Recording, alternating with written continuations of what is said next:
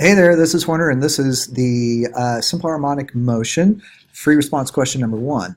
They have a spring, and you'll notice that the spring is a ½ meter long, and so they just hung it at the top of the spring stand, which is 2 meters above the floor.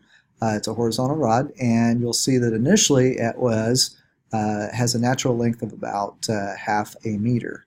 So 2 minus 1.5. The spring constant of this thing is about 49 Newton meters, and a small, dense sphere of mass 5 kilograms is then placed on it. So right here, we're going to place the sphere.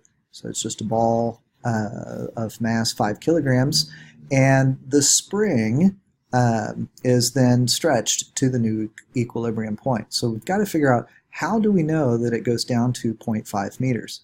To see that, we know that force is equal to K times X, the force of the spring. So the stretch that will happen when we put a 5 kilogram mass on should be about 1 meter. And that's because the force is the weight of the bob here.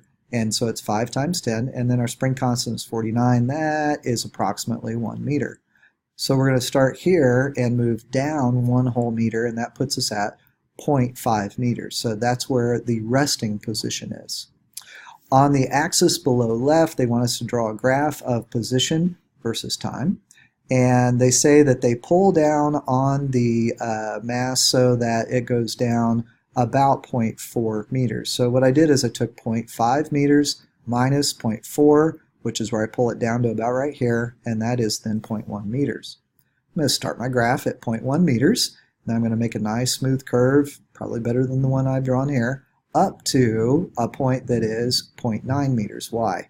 Because I know my amplitude, wherever I pull it down, I'm going to have the same number of units coming up. So I pulled it down 4, it should only go up 4, and my resting position when it stops, if it stops over time, is that 0.5.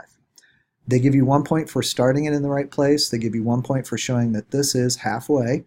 The way you show it is just by drawing it, so you have 4 above and 4 below, and then you just keep going through. Your amplitude is 0.4 meters, so they give you a point for that. So just having one curve would do it, and that would give you 3 of the 4 points. But we want to show that the period is 2 seconds. So we're going to make one complete wave in 2 seconds, and then another one, and then we're going to go ahead and extend it out. We'll have a half a wave here since this is only 1 second. So that part right there is worth 4 points.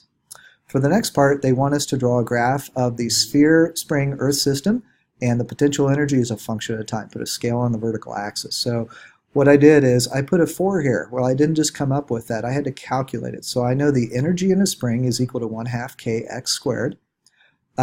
So I put in 1/2 of 50. I went ahead and just used 50 instead of 49. Makes everything easier. And I know that it was pulled down 0.4 meters. So remember, we started at 1/2, and we pulled it down 0.4 meters. So that's your stretch, and you square it. And if you do that math, you should end up with 4 joules. So it starts here. It moves down. The graph does. So I'm going to start here, okay, because it has a lot of energy when I pull it down. So when I pull it all the way down here, it's got 4 joules of energy. Then when I let go, it gets up to the top, okay, and it has no spring energy. And then it stretches, and at 1 second, it is, you'll see that it is back at the equilibrium position. So you have to be careful here, because the period of these waves is 1 second. The period of the actual motion is 2 seconds. And so essentially we are here, notice that here, and then at the, so when we go from this point right here, and then you'll see that we're moving over, and it suddenly goes here and then comes back.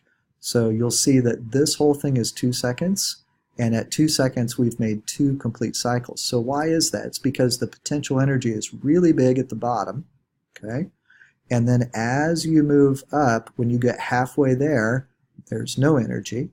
And then when it gets compressed a little bit, there's energy again.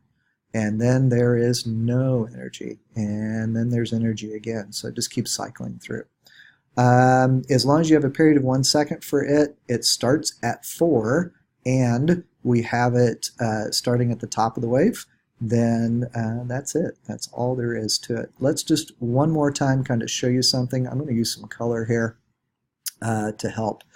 The red spot here is where we start. Notice we're starting here also. When I hit the midpoint where the speed is really high, that is where it doesn't have any potential energy. So that's here. When I get to the top where I have all potential energy, then that is here.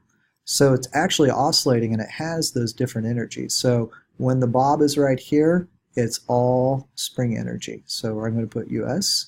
When it's here, it's all kinetic energy. And then when it's at the 0.9 point, so when it's right here at 0.9, now it's all potential energy due to gravity. Then it falls back down again. So that's why these three dots line up with these. You can't have negative energy. So for what we're doing here. And that is the end of this problem. Hopefully it helps.